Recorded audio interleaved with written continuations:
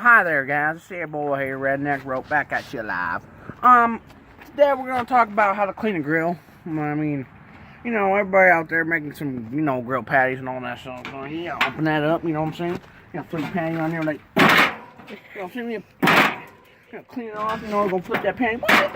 You'll be like, you'll be like, you know what I'm saying? And you know what the other thing you call it? It's called a redneck snow brush. You know what I'm saying? You know what I'm saying? You can also use this to scratch your butt cheeks if you want. Most importantly, all you just clean your grill. You know what I'm saying? You go. Come on. First time, shut that off. Go. Now you got a clean grill. But sometimes you forget to clean your grill. There you go. But most importantly of all, you gotta watch out for the Mexicans. They like to take a poop in your grill every now and then. This one time I had a party, man. This Mexican dude, he's my buddy, We were having a good time.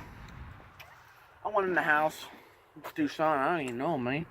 Come back out, open my grill, and there's a poop in it. There was a poop.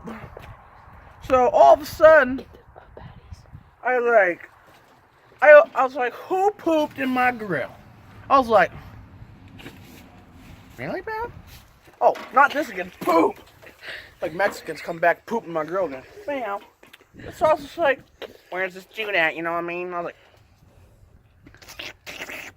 like, well, didn't find him. Literally, I walked out my door in my house and I was like, where did this Mexican go? Because I know he's here. All of a sudden, you know what I mean? I just couldn't find the Mexican. Not again! Mexico! Well, found the Mexican. I'm gonna go get him.